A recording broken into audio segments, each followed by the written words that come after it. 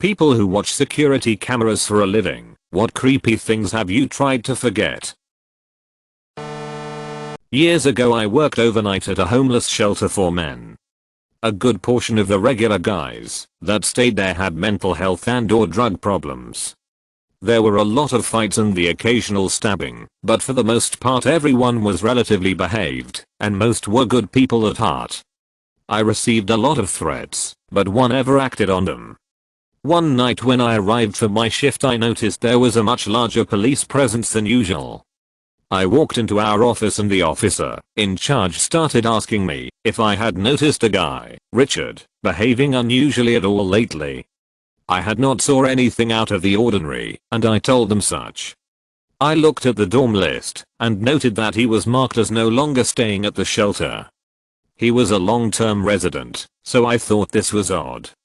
The police left without telling me anything, except the fact they needed security footage from two specific cameras from the night before. I did not work the night before, and the guy I normally work with pulled a no-show. We were the only two people besides the manager, who was on a holiday, that were trained on how to burn footage to a DVD. I spent the rest of my shift in shock. When I found the footage they were looking for I felt physically ill. Richard had gone out onto the second floor smoking deck, finished a cigarette, got up on the railing, and dove headfirst onto the cement below. The first camera on the second floor showed him jump, but the second camera on the first floor was much more gruesome. He landed headfirst and rolled over in a way that he was staring right into the camera as he lay there dying. I quickly put the footage on DVD and went to throw up. I was given the next day off. No counseling.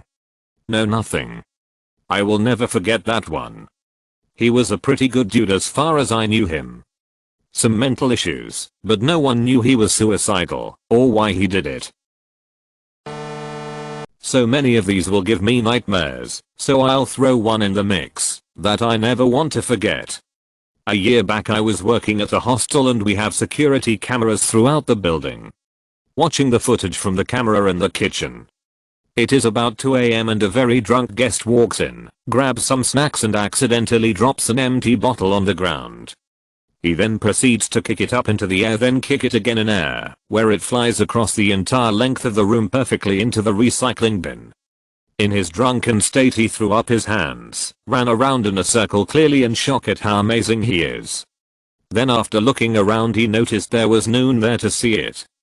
After that he looked visibly depressed and stumbled back out of the kitchen.